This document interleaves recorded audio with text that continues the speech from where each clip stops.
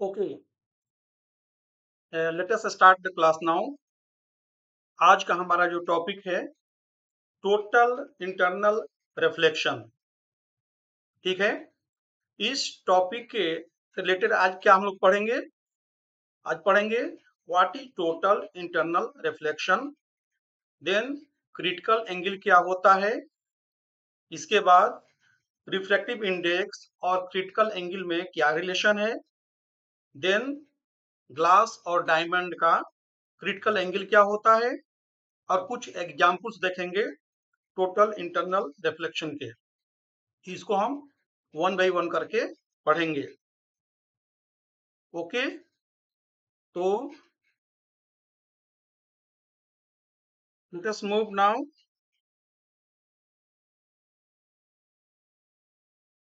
पहले हम कहते हैं कि टोटल इंटरनल रिफ्लेक्शन होता है क्या। ठीक है, एक बार मैं पढ़ लेता हूं इसका डेफिनेशन क्या होता है। It is the phenomena of reflection of light completely into the denser medium when the angle of incidence of the ray traveling from denser to rarer medium exceeds the critical angle in the denser medium। ये तो अभी थोड़ा सा समझ में नहीं आएगा, इसको हम इसको डायग्राम से एक्सप्लेन करते हैं और एक एक करके बताएंगे और पूरा ये क्लियर हो जाएगा कि डेफिनेशन क्या करता है, क्या कहना चाहता है। ओके, यहाँ पर कुछ जो टर्म्स मिलेंगे, denser medium and rarer medium, इसे हम लोग पढ़ चुके हैं ना पहले, ये रिफ्रैक्शन ऑफ लाइट में लेंस के केस में। और उसी समय हमने स्नेल्स लॉ भी पढ़ा था कि जब लाइट रेज डेंसर मीडियम से रेरर मीडियम में ट्रेवल करती है तो वह बेंड होती है अवे फ्रॉम द नॉर्मल, इस नॉर्मल से दूर जाती है। ये ऑलरेडी हम लोग देख चुके हैं, तो उसी का यहाँ पर एप्लीकेशन देखेंगे। यहाँ पर रिफ्लेक्शन एंड रिफ्रैक्शन दोनों एसोसिएटेड है, दोनों का इस्तेमाल हम करेंगे यहाँ पर टोटल इंटरनल रिफ्लेक्शन में। कैसे होता है इसको हम देखेंगे, डिटेल में देखेंगे। ओके, तो मान लेते हैं कि ये कोई मीडिया है, डेंसर मीडिया है। जस्ट इसको डायग्राम से समझते हैं। ये एक मीडिया हो गया, ठीक है, इसको हम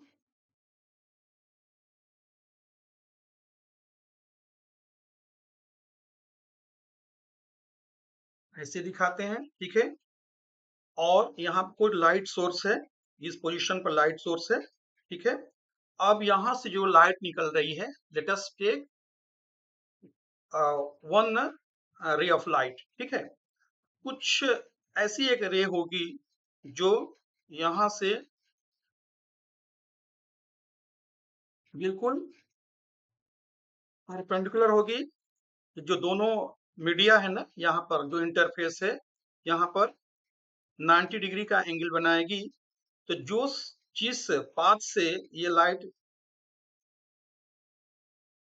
आएगी उसी पाथ से वो रिटर्न में ऊपर जाएगी, ठीक है ना। यहाँ पर कोई रिफ्रैक्शन नहीं होगा। ओके, अच्छा, फिर दूसरा आप एक रे ऑफ लाइट लेते हैं, उसको देखते हैं कि उसमें क्या, उसके पाथ में क्या चेंज होता है, ठीक है। यहाँ पर एक दूसरी लाइट, रे ऑफ लाइट आ रही है, तो इसको तो इस पाथ को, डॉटेड लाइन को इसको फॉलो करना चाहिए, ठीक है ना, स्ट्रेट वाइज जाना चाहिए। लेकिन ठीक है, इस पर एक हम नॉर्मल ड्रा करते हैं इस पॉइंट पर, लाइक दिस। तो ये जो लाइट यहाँ से रिफ्रैक्ट हो जाती है, इसलिए क्योंकि मीडियम चेंज है। ये वाला जो मीडियम है, ये मीडियम है डेंसर मीडियम, और ये रेरर मीडियम है, मे बी एयर, ये रेरर मीडियम है, ठीक है। इस मीडियम का जो रिफ्रैक्टिव इंडेक्स मान लेते हैं कि इसका μ1 है, ठीक है। और जो दूसरा मीडियम है जिसका रिफ्रैक्टिव इंडेक्स रेयरर है, उसका मान लेते हैं कि μ2 है, ठीक है। तो कंडीशन तो यहाँ सबसे पहले यही है कि रिफ्रैक्टिव इंडेक्स जब डेंसर मीडियम है, इसका मतलब कि इसका रिफ्रैक्टिव इंडेक्स ज्यादा है compare to rare medium, means μ1 is greater than μ2। Okay, तो जब ये रे ऑफ लाइट यहाँ पर इंसिडेंट होती है इस पॉइंट पर, ये जो एंगल जो बन रहा है, एंगल ऑफ इंसिडेंस आई, ठीक है, तो ये यहाँ से रिफ्रैक्ट हो रही है, ठीक है। तो जब रेयर मीडियम है, देख रहे हैं ये जो एंगल ऑफ रिफ्रैक्शन है ये बड़ा है, मतलब कि ये नॉर्मल से दूर भाग रही है, ये जो रे ऑफ रिफ्रैक्शन है, ठीक है। तो ये था कंडीशन नंबर 1। एक और देखते हैं, दूसरा सिचुएशन देखते हैं कि दूसरी रे ऑफ लाइट है, यहाँ से स्ट्रेट जा रही है और यहाँ पर जाकर के इंसिडेंस हो रही है इस पॉइंट पर, ठीक है। तो इस केस में क्या होगा कि जो एंगल ऑफ इंसिडेंस है बड़ा है, पहले से इसके अपेक्षा ये बड़ा है, तो क्या होगा देखते हैं कि जो ये रे ऑफ रिफ्रैक्शन है, ठीक है, वो रिफ्रैक्ट होती है जस्ट ये जो बाउंड्री है दोनों मीडिया का, ठीक है ना, ये मीडियम 1 एंड मीडियम 2 या डेंसर मीडियम या रेयर मीडियम का जो कॉमन है, जो बाउंड्री है, जिसको हम इंटरफेस कहते हैं, इंटरफेस बोलते हैं, ठीक है ना। इस इंटरफेस से या इस बाउंड्री के अलोंग पास होती है, ठीक है। इसका मतलब कि ये जो रे ऑफ लाइट है जो रिफ्रैक्ट हो रही है, इस नॉर्मल से 90 डिग्री का एंगल बना रही है। 90 डिग्री का एंगल बनाते हुए इसका मतलब कि ये इंटरफेस के अलोंग पास हो रही है, ट्रेवल कर जाती है, ठीक है।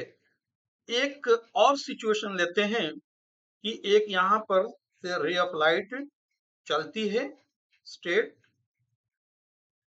ओके, और यहाँ पर इंसिडेंस होती है इस पॉइंट पर, और यहाँ पर इंसिडेंस होने के बाद ये सेम मीडियम में, जो डेंसर मीडियम है, इसी मीडियम में ये रिफ्लेक्ट हो जाती है। लेट अस सपोज ये इस डायरेक्शन में रिफ्लेक्ट हो रही है, कहां से, इस बाउंड्री से। कौन सा बाउंड्री, जो कॉमन बाउंड्री है डेंसर मीडियम का और रेयर मीडियम का, यहां से रिफ्लेक्ट हो जाती है। इसको हम रिफ्लेक्शन क्यों बोल रहे हैं, क्योंकि मीडियम सेम है, डेंसर मीडियम से ये रे ऑफ लाइट चलती है, क्योंकि यहाँ पर जो सोर्स है, सोर्स ऑफ लाइट है, जो इंसिडेंस होती है डेंसर मीडियम में ही इंसिडेंस हो रही है इस बाउंड्री पर, और डेंसर मीडियम में ही ये इस बाउंड्री से रिफ्लेक्ट हो जाती है। इसीलिए इसको बोलते हैं जितनी भी लाइट है, जितनी भी रे ऑफ लाइट होगी, इसी सेम मीडियम में, डेंसर मीडियम से चलेगी, इंसिडेंस होगी बाउंड्री पर, और फिर वहां से टोटल रिफ्लेक्ट हो जाती है इसी मीडियम में, सेम मीडियम में, मींस डेंसर मीडियम में। इसीलिए इसको बोलते हैं टोटल इंटरनल रिफ्लेक्शन। ओके, इसको अब क्या करते हैं, थोड़ा सा वन बाय वन करके स्टडी करते हैं। ये जो तीनों है रे ऑफ लाइट, जो हमने यहाँ पर नेचर देखा, इसको थोड़ा सा मोर क्लैरिटी के लिए इसको वन बाय वन करके भी इसको स्टडी कर लेते हैं। मान लेते हैं ये इंटरफेस है, इंटरफेस मतलब ये नीचे जो है ये μ1 है, मीन्स डेंसर मीडियम है, ये डेंसर मीडियम हो गया। और ऊपर वाला μ2 है, ये रेयरर मीडियम है, रेयरर मीडियम है। ठीक है, इसको मीडियम 2 मान लेते हैं और ये मीडियम डेंसर मीडियम को मीडियम 1 मान लेते हैं। लेट अस सपोज ये मीडियम 1 हो गया। ओके, और यहां पर क्या हुआ, रे ऑफ लाइट जैसा हमने देखा, रे ऑफ लाइट यहां पर इसी पॉइंट पर यहां पर इंसिडेंस हो रही है, इस पॉइंट पर। ठीक है, यदि हम नॉर्मल यहां पर ड्रा करते हैं तो नॉर्मल ऐसा होगा, इस लाइट को जाना चाहिए था बिल्कुल स्ट्रेट लाइन, इस पाथ को फॉलो करना चाहिए था, लेकिन उसका रिफ्रैक्टिव इंडेक्स कम होने के चलते, रेयर मीडियम होने के चलते, ये जो नॉर्मल है इससे दूर भाग रही है, यहां से इस डायरेक्शन में जा रही है। ठीक है, मान लेते हैं कि ये एंगल ऑफ इंसिडेंस तो यही होगा, आई होगा, और यहां पर इससे बड़ा है ये R2। दूसरा रे हमने वहां पर देखा, उसका भी स्टडी कर लेते हैं कि ये बाउंड्री हुआ, मिस इंटरफेस हुआ, यहां पर रे ऑफ लाइट, ठीक है, रे ऑफ लाइट यहां पर इंसिडेंस हो रही है, और इस केस में एंगल ऑफ जो इंसिडेंस से बड़ा है, तो क्या हो रहा है, ये जो रे ऑफ रिफ्रैक्शन है, रिफ्रैक्शन रे है, इस बाउंड्री को फॉलो कर रही है, मतलब कि इंटरफेस को फॉलो कर रही है। ठीक है, मतलब ये हुआ कि ये नॉर्मल से यहाँ पर जो एंगल बन रहा है, ये 90 डिग्री का एंगल बन रहा है। ये क्या है 90 डिग्री, ये एंगल ऑफ रिफ्रैक्शन है, 90 डिग्री बन रहा है। और ये जो एंगल है एंगल ऑफ इंसिडेंस हुआ। तो इसका मतलब ये हुआ कि फर्स्ट केस में हमने देखा कि एंगल ऑफ इंसिडेंस का वैल्यू कम था, ठीक है, और एंगल ऑफ रिफ्रैक्शन भी कम था अकॉर्डिंगली एज पर स्नेल्स लॉ। दूसरा केस में हमने क्या किया, एंगल ऑफ इंसिडेंस जब बढ़ा दिया तो देख रहे हैं कि एंगल ऑफ रिफ्रैक्शन भी बढ़ गया, जहां पर ये 90 डिग्री बन गया, 90 डिग्री का एंगल बन रहा है नॉर्मल से। तो the value of such angle of incidence where the angle of refraction becomes at 90 degree, that is called critical angle। इसी को बोले क्रिटिकल एंगल। अब क्रिटिकल एंगल को हम डिनोट करते हैं, क्रिटिकल एंगल को हम डिनोट करते हैं C से। इसका मतलब क्या हुआ कि यह I C के बराबर हो गया, उस केस में ये जो R है एंगल ऑफ रिफ्रैक्शन 90 डिग्री के बराबर होगा। Okay, when I becomes equal to C, R means angle of refraction becomes 90 degree, इसी को बोलेंगे ये क्रिटिकल एंगल है। ओके, थर्ड केस में भी हम क्या करेंगे, सेम बाउंड्री को लेंगे, इंटरफेस को लेंगे, और यहां पर एंगल ऑफ इंसिडेंस को और बढ़ा देते हैं। और बढ़ाने से क्या होता है कि इसको ये हाँ जाना तो चाहिए था, ऐसे पास करना चाहिए, इसको ट्रेवल करना चाहिए, ठीक है, लेकिन यहां पर क्या होता है कि एंगल ऑफ इंसिडेंस इतना बड़ा हो गया है, और due to travelling of ray of light from denser medium to rare medium, ये एंगल ऑफ रिफ्लेक्शन इतना बड़ा होता है कि ये यहां से ही रिफ्लेक्ट कर जाएगी, ये पॉइंट ऑफ इंसिडेंस से ही रिफ्लेक्ट कर जाएगी सेम मीडियम में, means from denser to denser, denser to denser, same medium में ये रिफ्लेक्ट कर गई। इसी को बोलेंगे टोटल इंटरनल रिफ्लेक्शन। ठीक है, ये केस नंबर 3 है। ओके, इसको मान लेते हैं केस नंबर 1 है, ये 2 है और ये 3 है। ओके, अब देखते हैं कि आखिर रिलेशन क्या है। ये जो मीडियम है, मीडियम 1 है, इसका जो रिफ्रैक्टिव इंडेक्स है, जो रेयर मीडियम है उसका refractive index, then critical angle में क्या रिलेशन है, उसको अब एक बार फिर से देखते हैं। ओके, इस ये मेरे ख्याल से ये समझ में आ गया। तीनों केस में क्या हो रहा है, जो लाइट रेज है, light light rays is travelling from denser to rare medium.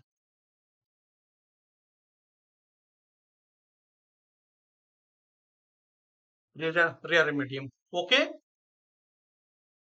तो इसके वजह से कैसे हुआ, टोटल इंटरनल रिफ्लेक्शन हमने देखा। अब ये रिलेशन देखते हैं, रिफ्रैक्टिव इंडेक्स और क्रिटिकल एंगल में क्या रिलेशन है।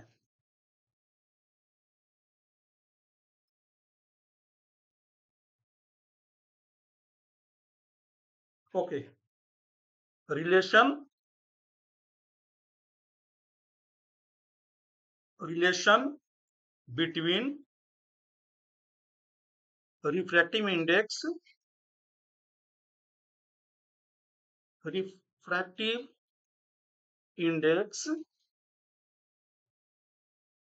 Mu and critical angle.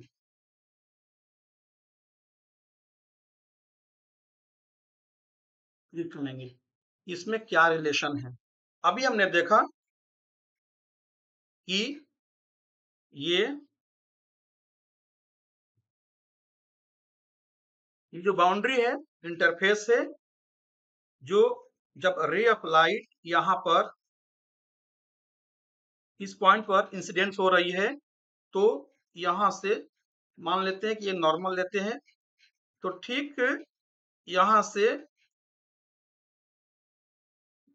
आई, जब एंगल ऑफ इंसिडेंस जब क्रिटिकल एंगल के बराबर होता है, सी के बराबर होता है, तो आर जो होता है, एंगल ऑफ रिफ्रैक्शन, ये 90 डिग्री से रिफ्रैक्ट हो रही है। ठीक है, 90 डिग्री पर, मतलब बाउंड्री से along the boundary, along the interface, ये पास करती है, ट्रेवल करती है। ओके, तो इस केस में ये मान लेते हैं कि ये इसका जो रिफ्रैक्टिव इंडेक्स है ये μ1 है। ठीक है, और जो सेकंड मीडियम है इसका μ2 है।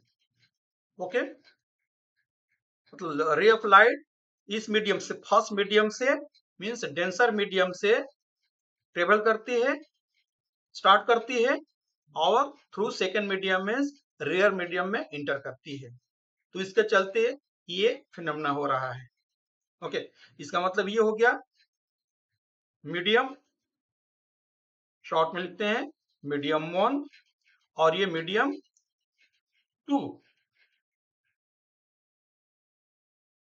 अच्छा, तो ये जो एंगल है, एंगल ऑफ रिफ्रैक्शन, ये जिसको हम आर बोलते हैं, आर कितने के बराबर है, 90 डिग्री के बराबर है।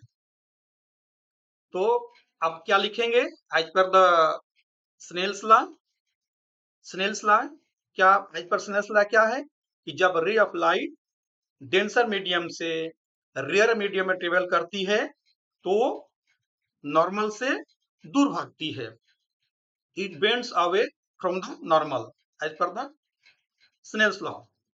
तो एज पर लिखेंगे एक बार, as per the Snell's law,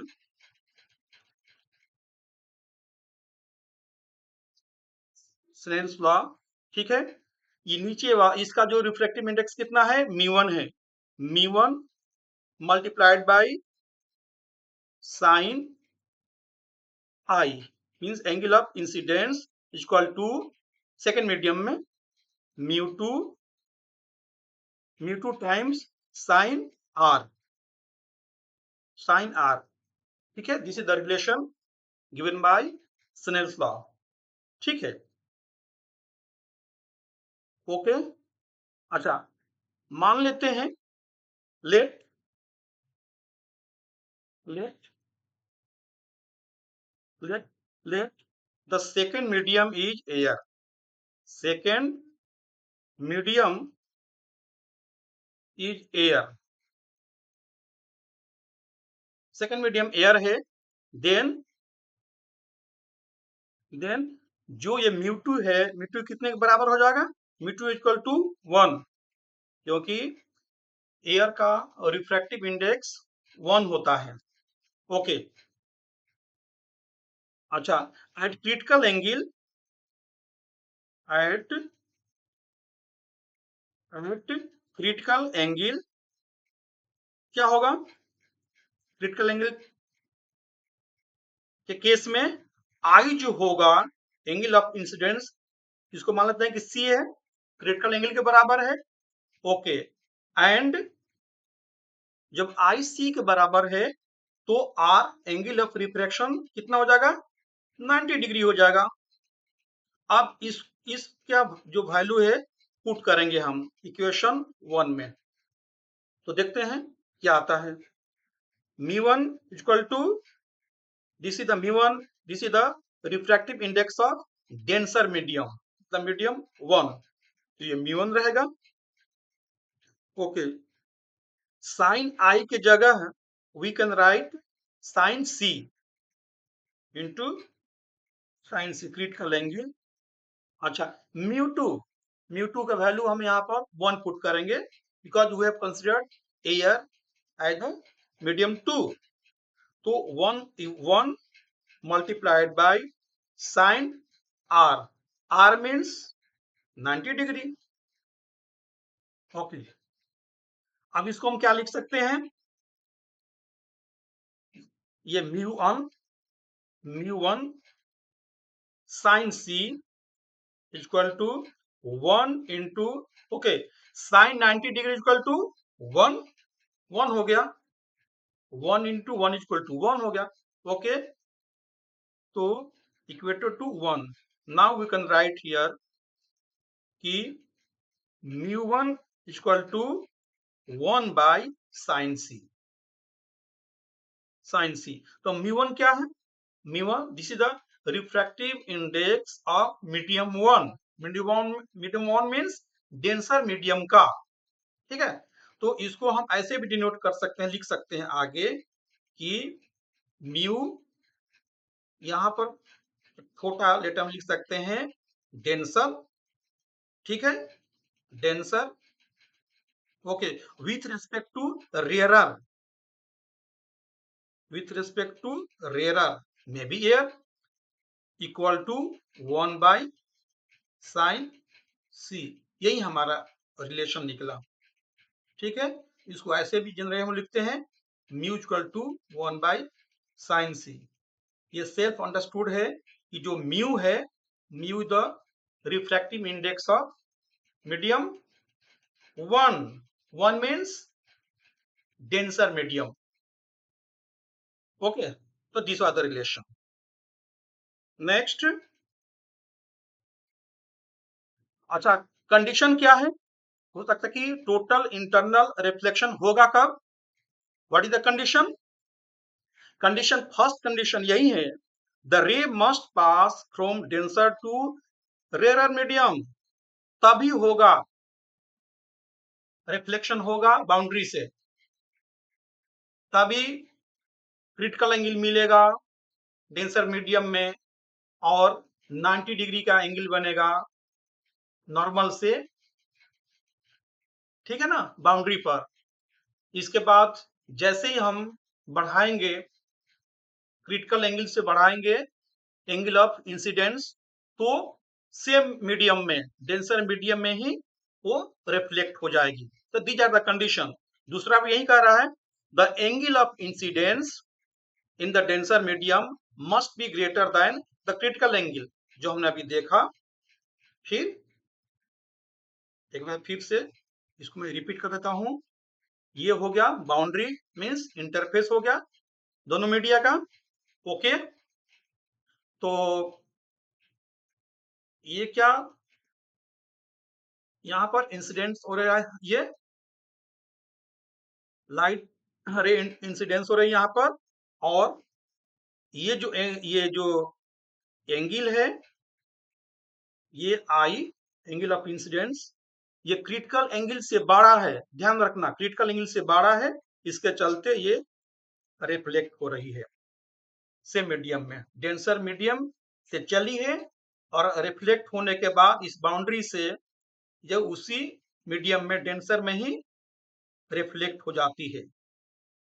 ठीक है, कब, जब ये I angle of incidence is greater than critical angle, critical angle से जब बड़ा होगा तभी ये जो लाइट रिफ्लेक्ट हो रही है सेम मीडियम में, डेंसर मीडियम में ही ट्रेवल कर रही है। ओके, तो सेकंड यही था, the angle of incidence in the denser medium must be greater than the critical angle. ठीक है, ये हमने देख लिया। This is denser medium, D short में, इसको आर लिख सकते हैं, रेयर मीडियम।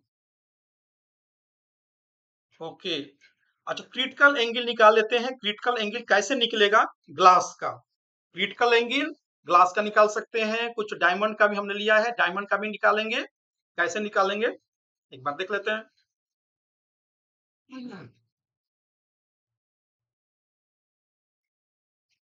ये पहले देखें कि रिफ्रैक्टिव इंडेक्स कितना होता है ग्लास का। रिफ्रैक्टिव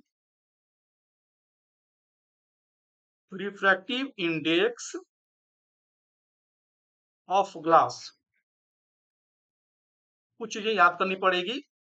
ठीक है, मान लीजिए इसको म्यू मान लेता हूं, mu means mu G with respect to air मान लेते हैं। एयर कितना होता है, ये इसका वैल्यू होता है 1.5 होता है। ठीक है,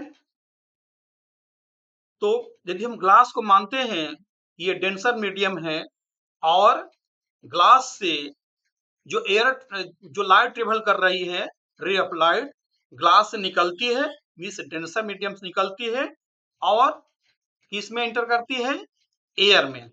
तो मान लेते हैं इफ लाइट रे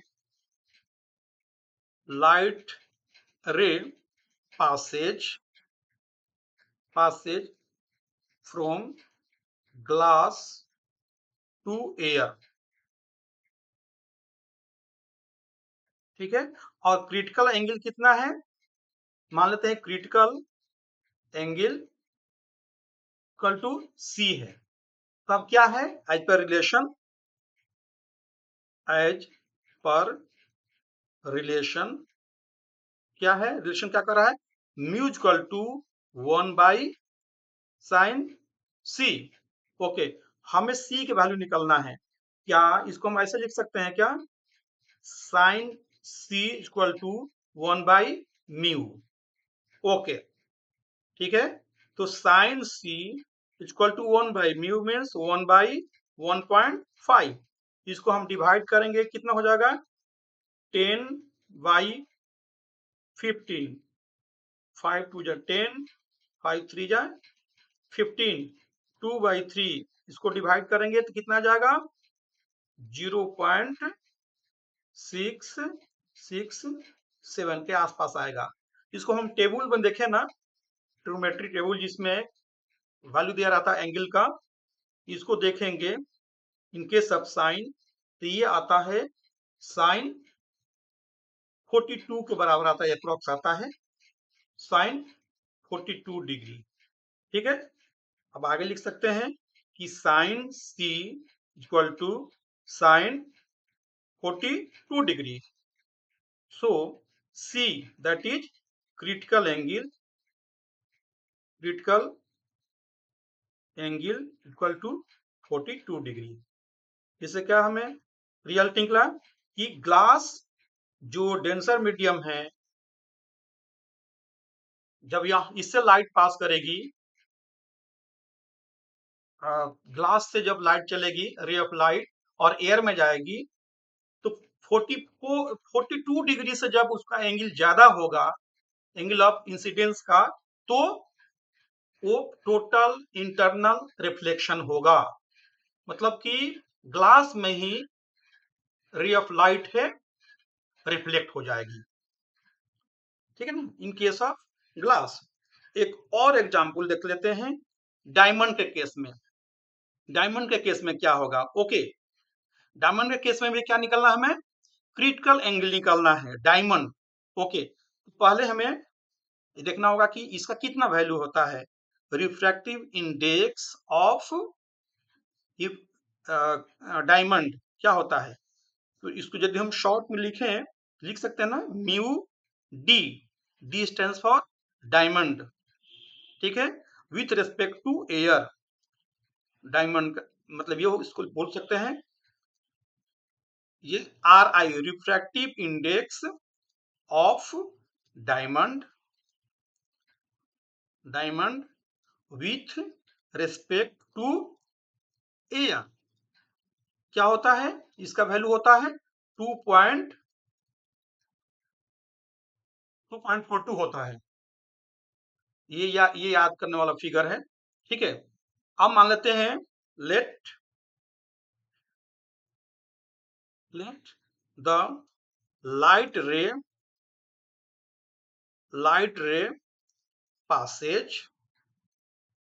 passage from diamond to air, ठीक है, and critical angle is C मान लेते हैं। तो एज पर द फॉर्मूला हमारा क्या है, या as per relation, as per formula ही लिखता हूं, एज पर फॉर्मूला, ठीक है, क्या है, mu equal to 1/sin C, और sin C सेम है जैसा हमने ग्लास के लिए किया था, sin C equal to 1/μ। Okay, तो 1/μ का वैल्यू पुट करेंगे कितना, 2.42, इसको हम डिवाइड करेंगे तो आ जाएगा कितना, 100/242, ठीक है। इसको हम फर्दर सिंप्लीफाई करेंगे, इसका वैल्यू आ जाएगा 0.4132 के बराबर आता है, ठीक है। अब इसका यदि हम वैल्यू देखते हैं, ट्रिग्नोमेट्री जो टेबल है, ट्रिग्नोमेट्री जो वैल्यू दिया रहता है एंगल का अगेंस्ट साइन, तो इसका वैल्यू आता है, तो क्या लिख सकते हैं आगे, साइन C इक्वल टू, इसका वैल्यू आ जाएगा 24 डिग्री आ जाता है, ठीक है ना, साइन 24.4 के आसपास आता है, 24.4 डिग्री के आसपास आता है, ठीक है ना। ओके, तो we can write down here C, that is critical angle of diamond equal to 24.4 degree.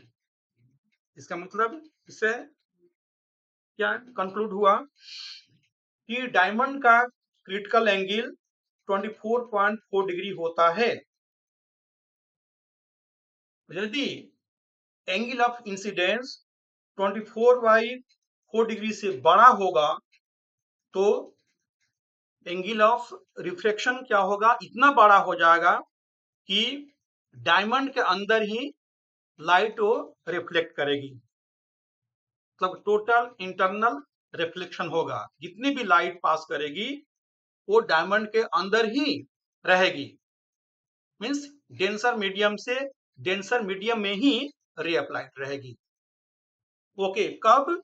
जब एंगल ऑफ इंसिडेंस 24.4 डिग्री से ज्यादा होगा तब। Okay fine. अब आगे बढ़ते हैं। आगे कुछ कुछ हम एग्जाम्पल देख लेते हैं। क्या एग्जाम्पल से कुछ इंपॉर्टेंट एग्जाम्पल से related to total internal reflection. ये is inverted image of trees in desert, desert में जिसको हम मिरेज बोलते हैं, रेगिस्तान वगैरह में, ये हम लोग बहुत कहानी भी सुन चुके हैं कि गर्मी के दिनों में खासकर समर में जब पानी की किल्लत होती है और एनिमल भी प्यासे रहते हैं, पानी की तो जरूरत है ना, प्यासे को पीने के लिए पानी चाहिए। तो रेगिस्तान में क्या होता है, ठीक है ना, जब हम दूर दूर देखेंगे तो ऐसा लगेगा कि जितने भी पेड़ वगैरह है, पेड़ पौधे हैं, ठीक है ना, उसका इमेज बन रहा है, जस्ट नीचे उसका इमेज बन रहा है। जैसे पानी के साइड में या पानी के बीच में कोई भी पेड़ पौधा रहे, उसका बनता है ना, उसका शेड बनता है, उसी तरह से लगता है कि उसका शेड बन रहा है, उसका इमेज बन रहा है। इससे जान पड़ता है दूर से कि वहां पर पानी है, लेकिन वहां पर पानी नहीं होता है। उसी को बोलते हैं मिरेज बोलते हैं। आखिर ऐसा क्यों होता है? It is happening due to total internal reflection. इसको हम समझते हैं क्यों होता है। ठीक है, ये जो पहला केस है जिसको मिरेज बोलता है, ये कैसे होता है, इसको हमने एक इस डायग्राम से समझते हैं। ठीक है, ये कोई पेड़ है, ठीक है ना, ये डिजर्ट में खड़ा है, ये डिजर्ट है, और ये पेड़ है, डिजर्ट का कोई पेड़ है, ठीक है। ओके, ये आदमी ये क्या कर रहा है, देख रहा है, आगे की तरफ देख रहा है। तो ऐसा उसको लग रहा है कि ये जो पेड़ है, ट्री है, इसका नीचे इमेज बन रहा है। ऐसा लग रहा है कि उसके आसपास पानी है, चारों तरफ पानी है, और उस पानी में इसका इमेज बन रहा है, शेड बन रहा है। बट नेचुरल है, जब नीचे दूर से देखेंगे और उसका जब छाया नीचे दिखाई देगा तो हम जनरली मानते हैं कि पानी है, पानी के चलते उसका नीचे छाया बन रहा है, शेड बन रहा है, इमेज बन रहा है। ओके, तो आखिर ये क्यों हो रहा है? This is also happening due to total internal reflection. मतलब क्या? फिर वही फंड आएगा, denser medium and rarer medium. Condition यही है ना कि डेंसर मीडियम से रे ऑफ लाइट को चलना चाहिए, स्टार्ट करना चाहिए, और इसको रेयरर मीडियम में जाना चाहिए, तभी होगा टोटल इंटरनल रिफ्लेक्शन। तो यहां पर कैसे हो रहा है, लेट अस सी नाउ। अच्छा, गर्मी के दिनों में, तो समर सीजन में, समर की बात हो रही है, जब टेम्परेचर बहुत ज्यादा हो जाता है, ज्यादा means may be 44 degree, 45 degree, 46 degree, या जब हम डिजर्ट की बात करें, रेगिस्तान की बात करें, तो सैंड के चलते टेम्परेचर और बढ़ जाता है। लो लेवल में, अर्थ के लो लेवल में, रेगिस्तान में उसका प्रॉपर्टी है ना सैंड का, टेम्परेचर बहुत ज्यादा हो जाता है। ठीक है, तो उसके चलते होता है क्या कि धरती के आसपास जो नीचे का जो लेयर है, ये इसको मानेंगे कि ये नीचे का लेयर है, अर्थ का एट लो लेवल पर है लेयर, और ये कुछ जैसे ऊपर जाएंगे, जैसे जैसे ऊपर जाएंगे, इसका मतलब कि लेयर बढ़ता जाएगा। ये ऊपर का लेयर हो गया और नीचे का लेयर हो गया। ठीक है, तो टेम्परेचर के चलते जो एटमॉस्फेयर में एयर है, एयर बहुत गर्म हो जाती है, ठीक है ना। तो एयर गर्म हो, क्यों गर्म हो रही है, उसका टेम्परेचर क्यों बढ़ रहा है, क्योंकि नीचे सैंड है, सैंड का प्रॉपर्टी के चलते सैंड उस टेम्परेचर को और बढ़ा देता है। इसका मतलब क्या हुआ, कहां पर, लो लेवल पर, just near by the earth surface, we can say, earth surface पर टेम्परेचर इतना बढ़ जाता है, इसको शॉर्ट कट में लिखेंगे, ठीक है ना, हाई हाई टेम्परेचर लिख सकते हैं, हाई नंबर नंबर एक पहला जो पॉइंट लिख सकते हैं कि हाई टेम्परेचर, ठीक है ना, high temperature at low level, low level चाहे अर्थ सरफेस, लो लेवल या we can write here earth surface, earth surface. जब हाई टेम्परेचर बढ़ जाएगा तो इसके चलते क्या होगा कि डेंसिटी कम हो जाएगा, लो डेंसिटी हो जाएगा, ठीक है ना, लो डेंसिटी हो जाएगा उस लेयर का। इसके चलते क्या हो गया, क्या होगा कि उसका जो रिफ्रैक्टिव इंडेक्स है उस एयर का कम हो जाता है।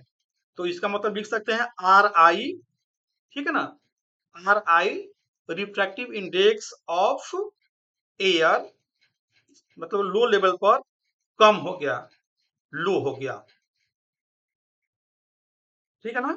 लो हो गया इसका मतलब क्या हो गया, कौन सा ये मीडियम कैसा हो गया, ये मीडियम हो जाता है रेयरर मीडियम हो जाता है, ये रेयरर मीडियम हो गया, ठीक है। अब ऊपर की तरफ देखते हैं, जैसे जैसे ऊपर जा रहे हैं, मीन्स अर्थ सरफेस से जैसे हम ऊपर जा रहे हैं, मीन्स हायर लेवल की बात करें तो एट हायर लेवल, एट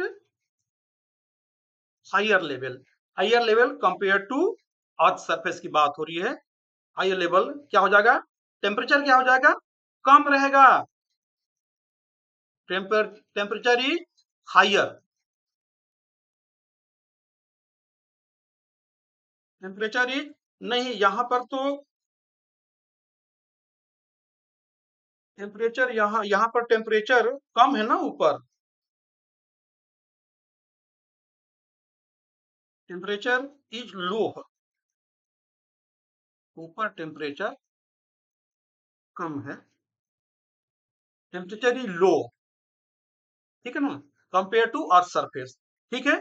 इससे क्या होगा, डेंसिटी ज्यादा होगा, डेंसिटी, डेंसिटी हायर होगा, डेंसिटी हायर होने का मतलब क्या होगा, जो रिफ्रैक्टिव इंडेक्स होगा, आर आई होगा एयर का, उस लेवल पर ये क्या हो जाएगा, हाई रहेगा। मतलब क्या हुआ, ये ऊपर वाला जो मीडियम है ये डेंसर हो गया, ठीक है, कंपेयर टू लोअर। तो नीचे वाला लोअर हो गया, ऊपर वाला डेंसर हो गया। अब हमारा कंडीशन आ गया कि रे ऑफ लाइट डेंसर से ट्रेवल करती है, जब रेयरर मीडियम में चलती है तो क्या होता है, वो नॉर्मल से दूर भागेगी। अब इतना होगा इस केस में कि जो एंगल ऑफ इंसिडेंस होगा वो क्रिटिकल एंगल से बड़ा होगा। बड़ा होने का मतलब क्या होगा कि जो ऊपर का जो लेयर है ना, जो डेंसर मीडियम है, उसी मीडियम में लाइट रिफ्लेक्ट होने के बाद ट्रेवल करने लगती है। ओके, तो लेट अस सी नाउ, ये जो मान लेते हैं कि एक, कम से कम हमें दो रे ऑफ लाइट लेना है ना, स्टडी के लिए, इमेज के लिए, इमेज बनाने के लिए दो कंसिडर करना है। एक रे ऑफ लाइट मान लो यहाँ से चल रही है, ठीक है ना, ये रे ऑफ फर्स्ट लाइट है, तो यहाँ पर क्या, यहाँ पर जैसे जैसे नीचे आ रही है, ऐसे जैसे नीचे आ रही है, क्या हो रहा है, ये ये जो मीडियम क्या है, डेंसर से लोअर की तरफ आ रही है, डेंसर से लोअर की तरफ। तो डेंसर से लोअर का मतलब क्या हुआ, ये लाइट क्या हो रही है, ये रे क्या है, ये ये रिफ्लेक्ट हो रही है। इसका मतलब जो एंगल बन रहा है, angle of incidence critical angle से बड़ा होता जा रहा है। तो ये क्या, मल्टी टाइम्स इसमें रिफ्लेक्शन हो रहा है। तो सेम रे लाइट की बात करें, इतने टाइम वो रिफ्लेक्ट हो रही है, तब रिफ्लेक्ट होते होते होते वो क्या होगा, उसी मीडियम में, जो डेंसर मीडियम है, डेंसर मीडियम में ही पूरा रिफ्लेक्ट हो जाती है, और ये जो ऑब्जर्वर है इसके आंख तक पहुंचती है। नंबर वन रे। सिमिलरली, क्योंकि जैसे मैंने बताया कि स्टडी के लिए हम कम से कम दो रे ऑफ लाइट लेना पड़ेगा, जो सेकंड रे ऑफ लाइट है, सिमिलर वे फिर वहां से चलती है, वो रिफ्लेक्ट हो रही है, फिर रिफ्लेक्ट हुई, second time, third time, fourth time reflect हो रही है, क्योंकि मीडियम क्या है, मीडियम क्या है, हाइयर से मीन्स डेंसर से लोअर की है, तो ये भी इतना रिफ्लेक्ट हो रही है क्योंकि हर टाइम्स इसका जो एंगल है क्रिटिकल एंगल से ज्यादा है, तो इसीलिए सेम मीडिया में, डेंसर मीडिया में ही रिफ्लेक्ट होकर के ऑब्जर्वर के आई तक पहुंचती है। तो हमें तो कहीं ना कहीं इमेज तो बनना चाहिए ना, उसको तो स्ट्रेट दिखाई दे रहा है क्योंकि light travels in a straight line, ठीक है ना। तो ये जो डॉटेड लाइन है इसके चलते ये वर्चुअल इमेज बन रहा है नीचे, ठीक इसका लगेगा कि इसका उल्टा इमेज बन रहा है। तो ये कहां पर संभव है, जहां पर पानी होगा, पानी के एरिया में ही ये पॉसिबल है। तो क्या है, एक तरह से ये फॉल्स इंप्रेशन है, ठीक है ना, इसको बोलेंगे फॉल्स इंप्रेशन के चलते कि उसका इमेज बन रहा है, लेकिन प्रैक्टिकली वो इमेज नहीं होता है, ठीक है ना। इसको एल्यूजन भी बोलते हैं, एल्यूजन भी बोलते हैं, ठीक है ना। केवल हिंदी में बोलते हैं ना भ्रम, ये भ्रम हो रहा है कि वहां पर उस वो पेड़ है, वो पेड़ के नीचे या आसपास पानी भरा हुआ है जिसका इमेज बन रहा है। तो why it is happening, it is happening due to total internal reflection, ठीक है ना, जैसे मैंने इसको एक्सप्लेन किया। ओके, दूसरा एग्जांपल देखते हैं, दूसरा एग्जांपल वेरी इंपॉर्टेंट एग्जांपल, ठीक है ना, ऑप्टिकल फाइबर केबल। जब इसके बारे में बात होती है, ये ये क्या है, एक डेटा को ट्रांसफर करने के लिए आजकल इंपॉर्टेंट मीडिया है, ठीक है ना। आज जब हम बात करते हैं ना 4G 5G की बात करते हैं या इंटरनेट की बात करते हैं, पूरा वर्ल्ड आज जो कनेक्टेड है ना इंटरनेट से, क्यों पॉसिबल है, due to this media only, due to this fibre cable, optical fibre cable, ठीक है ना। यहां से सिग्नल, ये क्या होता है, ये जो केबल है ये सिग्नल को ट्रांसमिशन में, खासकर इसका तो टेलीकम्युनिकेशन में खूब यूटिलाइजेशन है, संभव नहीं है आज के डेट में, ठीक है ना। जब हम डेटा की बात करते हैं, खासकर 4G 5G चल रहा है, ये ऑप्टिकल फाइबर केबल के बिना हम सोच भी नहीं सकते। और जो इंटरनेट की बात हो रही, पूरा वर्ल्ड आज कनेक्टेड है एक दूसरे से due to this cable only, optical fibre cable only, इसको शॉर्ट में हम OFC भी बोलते हैं, ऑप्टिकल फाइबर केबल। अच्छा, क्यों इसका इंपॉर्टेंस है, क्यों हम स्टडी कर रहे हैं यहाँ पर, क्योंकि same technique, total internal reflection technique यहाँ पर यूटिलाइज होता है, ठीक है ना। जो लाइट रे है, लाइट रे को हम ट्रेवल कराते हैं with in that denser medium, ठीक है ना।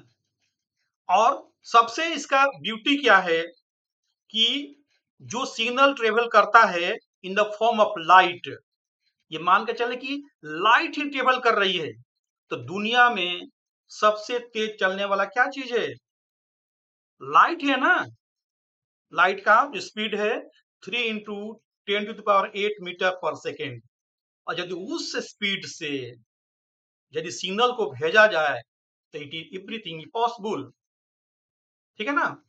पूरे दुनिया को हम सेकेंडों में कनेक्ट कर सकते हैं, क्यों, due to speed of light, और उसी स्पीड ऑफ लाइट से सिग्नल को ट्रांसमिट किया जाता है, भेजा जाता है, ठीक है ना। और सबसे बड़ी बात है इसका जो कैपेसिटी है अनलिमिटेड है, इसका बैंडविड्थ अनलिमिटेड है, इससे सिग्नल, अनलिमिटेड सिग्नल ट्रांसमिट किया जा सकता है, ये सबसे बड़ा इसका ब्यूटी है। एक एंड पर मतलब कि लेजर बीम हम अप्लाई करते हैं, दूसरे साइड पर, दूसरे एंड पर in the form of light signal पहुंचता है। तो आजकल ये देखा जाए तो पूरा बैकबोन है इंटरनेट का, बैकबोन है ये फाइबर केबल। और यहाँ पर क्या कौन सा टेक्निक यूज होता है, same TIR total internal reflection. तो ये जो एग्जाम्पल है सबसे सुटेबल एग्जाम्पल है और मोस्ट इंपॉर्टेंट एग्जाम्पल है in case of total internal reflection. अब इसका जो कंस्ट्रक्शन पार्ट है ये हायर क्लास में पढ़ना होगा, लेकिन ये थोड़ा सा जस्ट ब्रीफिंग के लिए, ये जो दिख रहा है ना वो थीन टाइप में, थीन वाला जिसको बोला जाता है कोर, ठीक है ना, और इसके साइड वाला जो ऊपर से जो कोटिंग रहता है उसको बोलता है क्लैडिंग बोला जाता है, उसी को दिखाया गया यहाँ पर। ये जो पार्ट है ये कोर हुआ, ऑलरेडी दिया हुआ है, और इसकी जो साइड जो बाउंड्री है ये क्लैडिंग है। तो कोर का इसका जो रिफ्रैक्टिव इंडेक्स होता है, मान लेते हैं कि ये μ1 है, कोर का मान लेते हैं कि रिफ्रैक्टिव इंडेक्स μ1 है, ठीक है, और क्लैडिंग जो मीडियम 2 है इसका रिफ्रैक्टिव इंडेक्स क्या है, μ2 है। तो कंडीशन हमारा क्या है कि लाइट को कैसे ट्रेवल करना चाहिए, डेंसर मीडियम से रेयर मीडियम में, तो μ1 मस्ट बी ग्रेटर देन μ2, ठीक है। इसीलिए जनरली जो कोर होता है ये कोर ये या तो ग्लास का बनता है, ग्लास का होता है, या ये हाई क्वालिटी प्लास्टिक का भी बनता है, हाई क्वालिटी, ये हाई क्वालिटी प्लास्टिक का भी बनता है कोर, ठीक है ना, जिसमें लाइट ट्रेवल करती है। ये बहुत पतला होता है, you can not imagine also, जो हमारा हेयर है ना, हेयर से भी इवन 10 टाइम्स पतला होता है, जो आज के टेक्नोलॉजी में ये पॉसिबल है, ओके, जो यूटिलाइज हो रहा है ये OFC में, ओके फाइन। अब एक और एग्जांपल देख लेते हैं। डायमंड का नाम हमने सुना तो है, भले किसी ज्यादा लोग देखे नहीं होंगे डायमंड, उस डायमंड से कि जनरली ज्वेलरी भी बनता है, और इसका डायमंड का यूटिलाइजेशन क्या है, डायमंड का इसको ग्लास कटिंग में यूटिलाइज होता है। इसका प्रॉपर्टीज में क्या देखा जाए तो ये पहली बात कि ये ट्रांसपेरेंट होता है, जो डायमंड है ट्रांसपेरेंट के चलते ये ट्रांसपेरेंट होता है, ठीक है। ये क्या होता है, इसमें ये कलरलेस होता है, कोई जरूरी नहीं कि इसमें कोई कलर है, ये कलरलेस भी होता है, ठीक है। और इसका सबसे जो बड़ा प्रॉपर्टी क्या है, हार्डेस्ट होता है। जितने भी मटेरियल है यहाँ पर वो सबसे जो हार्डेस्ट कहा जाए तो ये डायमंड ही है, ये प्रॉपर्टी है। और इसका ये क्या है कि ये बैड कंडक्टर होता है, इलेक्ट्रिसिटी के बारे में पढ़ेंगे तो ये इससे इलेक्ट्रिसिटी पास नहीं होती है, ये डायमंड से। एक और प्रॉपर्टी इसका डेंसिटी मान लेते हैं, इसका डेंसिटी बहुत हाई होता है, डेंसिटी वेरी हाई, इसके चलते ही तो इसका रिफ्रैक्टिव इंडेक्स, कितना होता है, अभी हमने लिखा था म्यू का वैल्यू कितना होता है, 2.42 होता है, सबसे ज्यादा होता है इसका रिफ्रैक्टिव इंडेक्स, क्योंकि इसका डेंसिटी बहुत हाई होता है, ठीक है। इसका यूटिलाइज कहाँ कहाँ होता है, जैसे कि ग्लास कटिंग इतना हार्ड होता है कि इसको glass as a glass cutter भी यूज होता है, ग्लास कटर, ठीक। और इसका ड्रिलिंग में भी इसको यूज किया जाता है, ड्रिलिंग इन रॉक, पत्थर और काटने के लिए, तोड़ने के लिए भी इसका यूज होता है, ठीक है। ज्वेलरी में यूज हुआ। और सबसे इंपॉर्टेंट देख लो, ये जो आई सर्जन होते हैं, आई सर्जन आयु सर्जन जो ऑपरेशन करते हैं आंख का, खासकर कैटेरेक्ट का, कैटरेक्ट जो आंख के ऊपर जो लेयर बैठ जाता है ना, उसको हटाने के लिए उसका आईजे यूज करते हैं, कैटरेक्ट हटाने के लिए, ठीक है ना, आई सर्जन कैटेरेक्ट रिमूवल के लिए भी ये यूज होता है, ठीक है ना। अब ये बात करेंगे कि आखिर ये चमकता क्यों है? बोलते हैं ना इसका ब्रिलियंसी बहुत ज्यादा है। ये ब्रिलियंसी इसका बहुत ज्यादा होता है ना, कि हीरा बहुत चमकता है, इसमें बहुत चमक है। क्यों होता है? Due to total internal reflection. जब इसके अंदर लाइट चली जाती है तो बाहर निकल के नहीं आती है, क्योंकि इसका जो क्रिटिकल एंगल 24.4 डिग्री है, हमने देखा अभी। तो जो एंगल ऑफ इंसिडेंस जब कम रहेगा, ज्यादा रहेगा क्रिटिकल एंगल से, तो हमेशा उसमें रिफ्लेक्शन होता रहेगा इनसाइड द डायमंड। अभी देखो ये दिखाया भी गया है, यहाँ पर है ना ये डायमंड का, ये दिखाया गया, ये क्रिटिकल एंगल है। और जो ये जो लाइट इंटर हो रही है यहाँ पर, देख रहे हैं ना, लाइट इंटर हो रही है, तो एंगल ऑफ इंसिडेंस से बड़ा है इस क्रिटिकल एंगल से, इसलिए जो रिफ्लेक्शन ये जो हो रहा है, ये क्या है, ये जो रे है, क्या है, रे ऑफ रिफ्रैक्शन, ये रिफ्लेक्शन बोलेंगे, रिफ्लेक्शन रिफ्लेक्शन रे है, ठीक है। तो ये डायमंड के अंदर ही हो रही है। फिर यहां जाने के बाद फिर जो रिफ्लेक्ट होगी, तो यहाँ इस केस में भी इसका जो एंगल बनेगा, एंगल ऑफ इंसिडेंस, वो बड़ा होगा क्रिटिकल एंगल से, मतलब 90 डिग्री से बड़ा होगा। तो फिर वो उसी में डायमंड के अंदर ही ये रिफ्लेक्ट हो जाती है, उसके चलते जो लाइट हमेशा उसमें रहती है और वो शाइन करता है, इसका ब्रिलियंसी ज्यादा होता है। तो यदि ये पूछा जाए कि डायमंड क्यों इतना चमकता है, ब्रिलियंसी क्यों जाता है, तो this is the correct answer, कि it happens due to total internal reflection. Okay, तो ये आज हमारा टॉपिक था, हमने पूरा कवर कर लिया। आई एम श्योर कि सबको ये समझ में आया होगा, और इसको डिटेल में पढ़ लेना, बुक्स का भी फॉलो कर लेना, और नेक्स्ट लेक्चर में हम कुछ इससे बेस्ड कुछ न्यूमेरिकल करेंगे। Okay, thank you.